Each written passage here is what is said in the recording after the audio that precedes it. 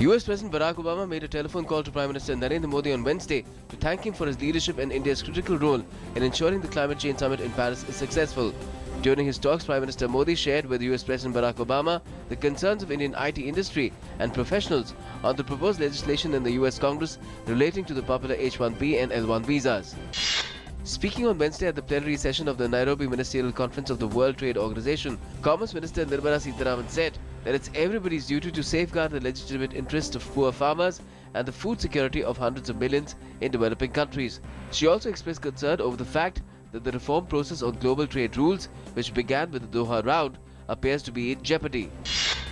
The Union Cabinet, chaired by Prime Minister Narendra Modi, approved allotment of coal mines to central and state PSUs for sale of fossil fuel, especially to medium, small cottage industries. Cabinet also cleared policy framework for development of underground coal gasification in coal and lignite-bearing areas in the country.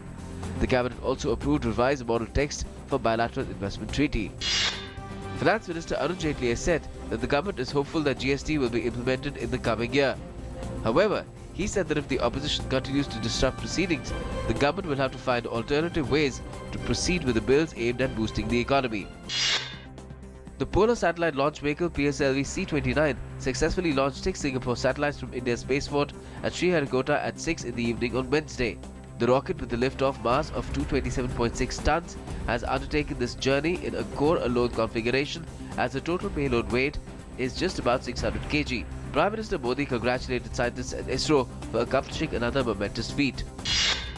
The US has expressed concern over development of Pakistan's nuclear weapons, with lawmakers asking the American government to be tough on Islamabad, as it does not seem to be sincere in improving ties with India and has accelerated the pace of its arsenal's production.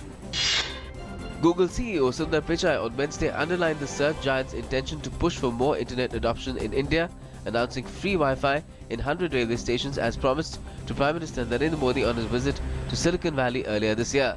At a large-scale event of the company in New Delhi, Pichai announced plans to launch a huge new campus in Hyderabad and to recruit more Indians for business development.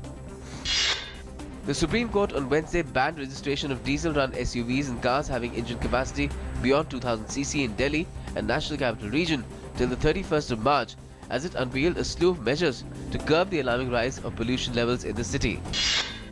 India's second lunar probe Chandrayaan-2 will land on Moon in 2017, with the country's first solar mission Aditya L1 likely to be launched in 2019.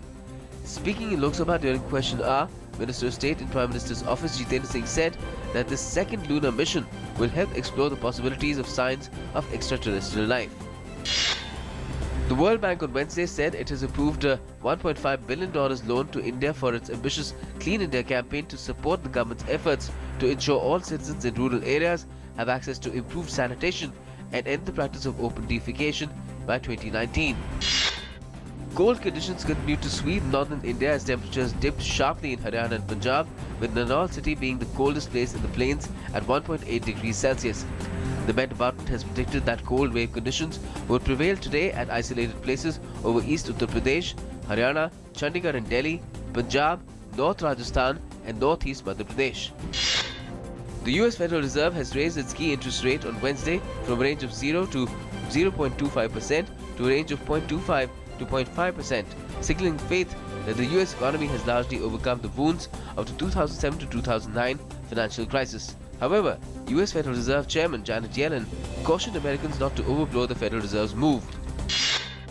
In the first such disclosure, Switzerland on Wednesday made public names of over 2,600 individuals having unclaimed bank accounts, including at least 6 from India. The total holding in these accounts is estimated at about 44 million Swiss francs, or about 300 crore rupees.